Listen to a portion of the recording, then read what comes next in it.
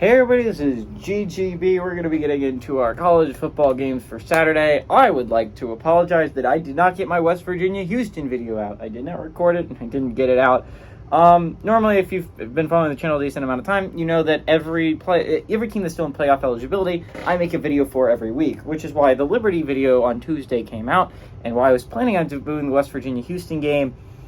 It didn't exactly happen. I had a test on Wednesday, and so I was planning on recording it Thursday, but then I realized that I was so far behind on finance, and that I was also so far behind on marketing, and I had more homework that I needed to do. I needed to go grocery shopping, and I needed to prepare for an interview that I had today. And so I was a little bit behind, and I missed out on recording that video. I'm sorry. But let's get into actual games I can talk about. I'm sorry, that was going to be my last West Virginia video, too, now, in hindsight.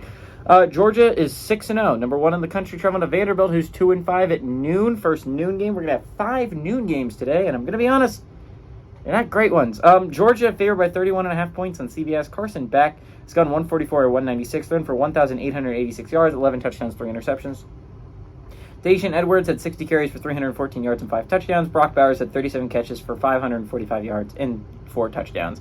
A.J. Swan for Vanderbilt. Yes, technically speaking, he is still the leading passer. I know that Ken Seals started last week, and he started the week before, and Ken Seals will probably start this week, but A.J. Swan still has the better stats. I'm going to read his.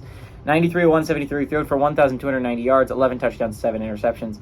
Patrick Smith on ground has had 59 carries for 246 yards and 2 touchdowns.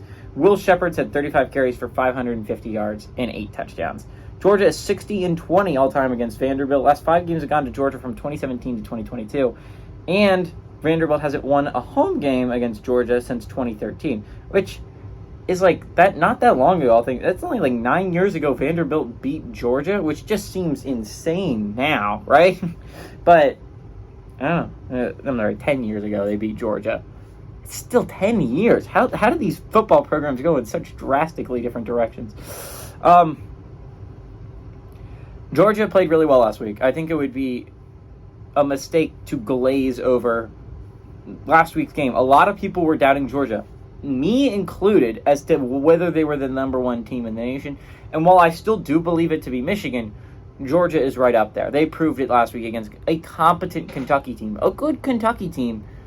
And sure, it was in Athens, but a lot of people thought they were going to lose that game, me included. And Georgia won it handily. They beat a good Kentucky team handily. And I was like, they might not be great. They struggled mightily. They were down halftime against South Carolina and Auburn. But credit where credit's due. Georgia absolutely destroyed Kentucky. Vanderbilt's coming off a rough week where they went to Florida and just got their asses kicked. They were kind of in it in the first half, and just the second half was all over for Vandy. Vandy's not a good football team. There's a reason why they're 2-5. There's a reason why they're on a 5-game losing streak. There's a reason why, no offense to UNLV, because you're playing really good football right now. We're going to talk about UNLV a little bit later in the show, so stay tuned for that. But Vandy's playing not good football. You should have beaten UNLV. It's UNLV, and they're playing good football right now, but that is not a good loss.